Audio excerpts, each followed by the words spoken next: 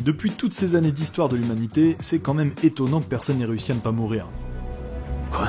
Voilà le point commun qu'on a tous, on est mortels, et puisque la mort est un passage obligé de nos vies, certains s'y sont illustrés de manière particulièrement stupide. Ça fait longtemps que je voulais faire ce top 10, mais j'avais un problème, comment illustrer toutes ces morts. J'ai donc fait appel à un créateur de cartoon, et plus précisément de cartoon trash, ça tombe bien, j'ai nommé...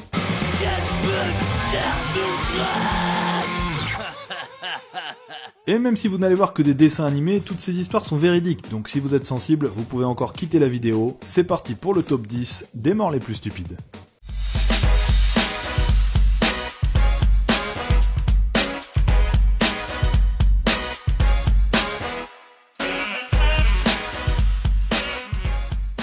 Numéro 10. En Alaska, un homme accompagné de son chien a eu la bonne idée de lancer un bâton de dynamite sur un lac gelé. Vous allez voir que ce n'était pas une si bonne idée que ça. Tu vois mon vieux, pour le philosophe, la vie n'est qu'une éternelle quête de connaissances. Une série de questions existentielles auxquelles il faut trouver des réponses afin d'acquérir ce sentiment de plénitude qui est uniquement réservé aux plus sages d'entre nous. Et s'il y a bien une question que je me suis toujours posée, c'est à quel point la glace d'un lac gelé est-elle solide? Et tu sais quoi? Il n'y a qu'une seule façon de le savoir. L'instant X. Ce moment où tout bascule, le point de non-retour, cette seconde fatidique où l'on réalise qu'on vient de faire la plus grosse bêtise de sa vie. Non, non, reviens ici abruti, au pied, tout de suite. Non, non, non, reviens pas, casse-toi sale bête, dégage. Pauvre bête. Numéro 9. Avez-vous entendu parler du roi Louis III, arrière-arrière-petit-fils de Charlemagne? À 18 ans seulement, sa mort est l'une des plus ridicules de France. Salutations, bel enfant, que diriez-vous de m'accompagner pour une petite balade? Je te vois venir mon coco, hein. Laisse tomber, ça m'intéresse pas. N'ayez crainte, ma douce, je ne vous veux aucun mal. Daignez m'honorer de votre compagnie le temps de passer derrière ces buissons. Je suis déjà marqué, lâche l'affaire, tocard. Jeune pucelle, tu vas surveiller tes manières, je suis Louis III, roi des Francs, ton seigneur et maître. Vas-y, t'es relou. Dégage, Véro. Y suis ton souverain, tu vas m'obéir ou je te désentripaille. Va chier, l'aristo. Diantre, cette jouvencelle a du caractère. J'aime qu'on me résiste. Mais je veux bien être pendu si cette petite mijaurée n'astique pas mon sceptre royal d'ici 2 minutes. Mon joie, Saint-Denis, que trépasse si la gueuse ne finit pas dans mon lit.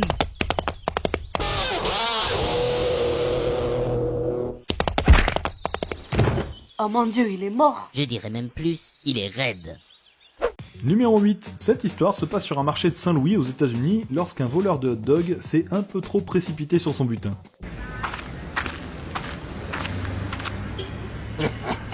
Voleur, mon hot dog. Appel à toutes les unités. Un 1091 à l'angle de la 17e et de la 23e avenue. Un 1091. Encore un voleur de hot dog. Il faut intervenir. T'as raison, Adolphe, on peut pas laisser passer ça. Je suis trop vieux pour ces conneries. Saloperie de flic, vous m'attraperez de tête, mais vous aurez jamais mon butin.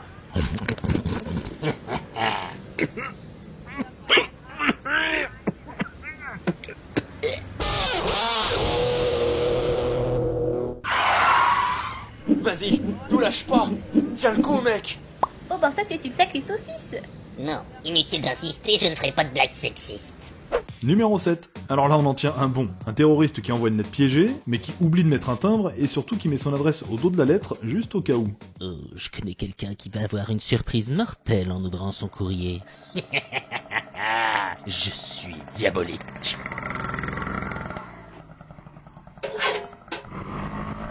Ah tiens, le facteur. J'espère que j'ai enfin reçu mon Djihad magazine. Pas de magazine, juste une lettre. Qui ça peut bien être? Pas d'instant X pour celui-là. En effet, ce crétin de terroriste amateur n'a pas vraiment eu le temps de regretter sa passion pour les explosifs. Numéro 6. Une histoire qui se déroule sur l'île de Saint-Martin dans les Antilles, dans un strip club, lorsqu'un client a enlevé le soutien-gorge d'une fille avec les dents.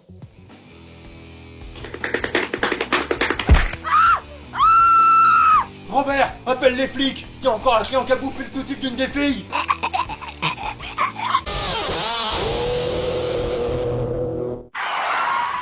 Sale affaire, c'est triste de mourir aussi jeune. Il a avalé un soutien-gorge. Il devrait s'estimer heureux d'avoir vécu aussi longtemps en étant aussi bête. Tenez, vous pouvez vous rhabiller. Numéro 5. En 1912, Franz Reichelt veut tester en public sa nouvelle invention, le manteau parachute, en sautant du premier étage de la tour Eiffel. Et ça a été filmé. Every can fly. Arrête tes conneries, Franz, tu vas encore t'écraser. Tu sors à peine de l'hôpital. À chaque fois, il foire ton parachute. C'est parce que d'habitude, je saute pas d'assez haut. Mon parachute a pas le temps de s'ouvrir. Et arrêtez de m'appeler Franz. Je suis Batman. Ouais, vas-y Batman. Écoute pas cet tocard. Nous on croit en toi. Ouais, vas-y Batman. Vers l'infini et au-delà. Oh non, le con, il l'a fait. Ouais, en fait, il ralentit pas des masses.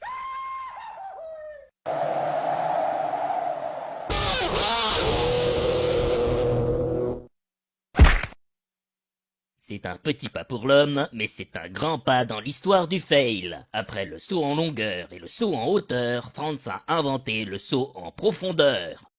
Numéro 4. En 2011, à New York, un certain Philippe Contos défile à moto sans casque dans une manifestation justement contre le port obligatoire du casque. Ouais, les casques, c'est pour les grosses tapettes.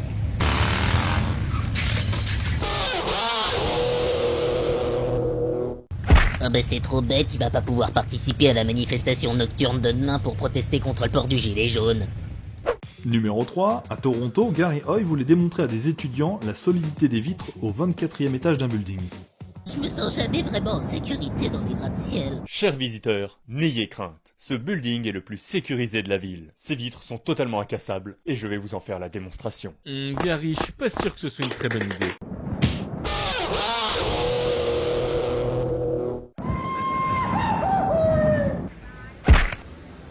La vitre est intacte. Vitrax, la vitre qu'assure un max. Numéro 2. Toujours aux États-Unis, un couple passait une soirée romantique quand l'homme a voulu épater sa compagne en faisant exploser un bâton de dynamite.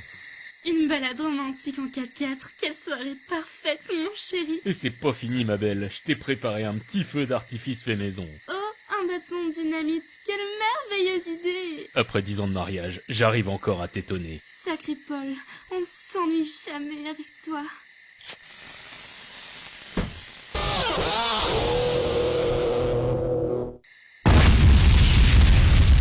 C'est une impression où il y a quand même beaucoup de ces morts stupides qui ont lieu aux États-Unis. C'est sûrement un hasard. Mais le truc, c'est que dans la plupart des autres coins du monde, on apprend très jeune aux enfants qu'il faut pas jouer avec la dynamite.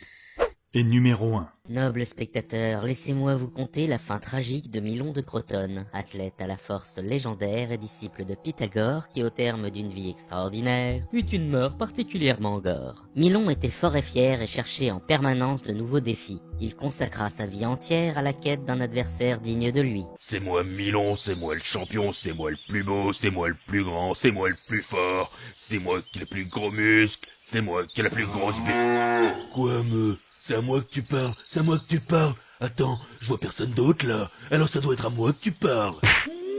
Bah alors la vache, on fait moins la maline d'un coup. Qui sait que c'est qui le patron? Malgré une vie bien remplie, Milon avait un vide au fond de lui. Personne ne pouvait lui tenir tête, ni les hommes, ni les bêtes. Jusqu'à cette balade en forêt, dont Milon ne reviendrait jamais. Persée, Thésée, tous des nuls à chier. Ulysse, tu pues la pisse. Jason, je te pète le fion. Achille, je t'enfile. Hercule, je t'encule. Un arbre abattu. Oh, toi, t'es pas là par hasard. Alors, vieille branche, les bûcherons t'ont mis à terre, mais ils n'ont pas réussi à te pourfendre. N'aie crainte, noble chêne. Je vais abréger tes souffrances et finir le travail que ces femmelettes n'ont pas terminé. Milon fut frappé de malchance et ses mains restèrent coincées. Malgré toute sa puissance, il ne parvint pas à les dégager. La putain de sa mère! Ses cris de colère ne tardèrent pas à attirer une meute de loups aussi menaçants qu'affamés. Va-t'en, vilaine bête! C'est ainsi que disparut le grand Milon de Crotone, qui après une existence admirable, eut une fin des plus minables. Et voilà, c'est tout pour ce top 10. Alors ne fermez surtout pas la vidéo avant que je vous ai présenté Kalchbeut qui a fait un travail de malade pour chacune de ses animations. Surtout qu'il a fait ça en parallèle d'autres vidéos qu'il a sorties sur sa chaîne où il parlait de Mad Podcast ou des attentats en Belgique. De chaque côté, ces gros connards pensent qu'ils vont mettre fin aux violences grâce à encore plus de violence. Allez voir ce qu'il fait, il aborde plein de thèmes pas toujours évidents comme la religion, la politique, l'homophobie, le tout avec ses cartoons trash. Et abonnez-vous à sa chaîne avant de faire quoi que ce soit d'autre, faites-moi confiance, c'est vraiment du lourd. Nous on se retrouve sur les réseaux sociaux ou sur cette chaîne pour un prochain top 10. Ciao!